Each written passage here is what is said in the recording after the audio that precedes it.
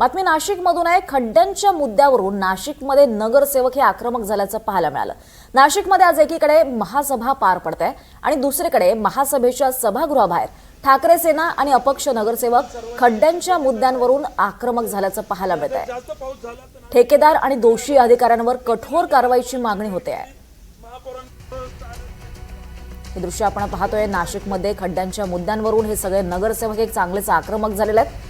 ठाकरे गट आणि अपक्ष नगरसेवकांचं हे जोरदार आंदोलन सध्या सुरू आहे। कुंभमेळा हवा पण सुरक्षित नाशिकही हवे असे बॅनर्स हातात दिसत आहेत।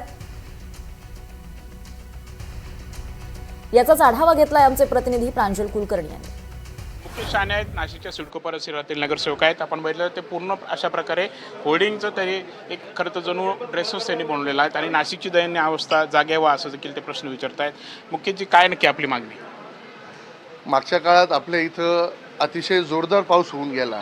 त्या पावसात तुम्ही बघितलं असेल तर अतिशय निष्कृष्ट दर्जाचे ज्या कुंभनगरीच्या धर्तीवर कामं केलेले, अजून कुंभमेळा चालू झालेला नाही, ते रस्तेसुद्धा वाहून गेले। त्याबरोबर आयुक्तांनी एक रस्ता स्वतःच्या हाताने खंदून आयुक्तांनी स्वतः सांगितला का तो रस्ता निष्कृष्ट दर्जाचा आहे, परंतु अद्याप देखील आम्ही पत्रव्यवहार करून आम्ही एक विशेष महासभा लावण्यासाठी या खड्ड्यांसाठी आम्ही महापौरांना एक पत्र दिलं होतं। ती महासभा न लावता त्यांनी रेग्युलर महासभा घेतली, परंतु ह्या ठेकेदारांचं, ह्या अधिकाऱ्यांचं, ज्या रस्त्यासाठी कन्सल्टंट नेमला असेल, आर्किटेक्ट नेमला असेल, या सर्वांवर गुन्हे दाखल होणं गरजेचं होतं आणि ठेकेदाराला त्वरित काळ्या यादीत टाकणं गरजेचं होतं।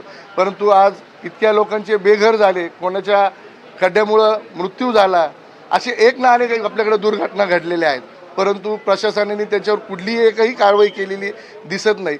परंतु हीच मागणी आहे का ह्या ठेकेदाराला न पोचता, या अधिकाऱ्यांना न पोचता त्यांना त्वरित काळ्या यादीत टाकून जनतेला सुख समृद्धीचं, आपण कुंभनगरी म्हणतो, कुंभमेळा आहे, या कुंभमेळ्याच्या आधारी तुम्ही लोकांना चांगले रस्ते द्या, पाणी द्या, चांगल्या दर्जाचे कामं करा, परंतु फक्त मलाई खायचं काम इथं तुम्हाला याच्यातून सगळ्यांना बघायला मिळतंय। रस्ते कसेही चालू आहे, परंतु हीच आम्ही महासभेत असताना ते सगळं आंदोलन करणार आहोत। आमचं ऐकलं तर ठीक, नाही तर आम्ही येत्या काळात न्यायालयात धाव घेऊन आम्ही जी आहे ती योग्य कारवाई करू।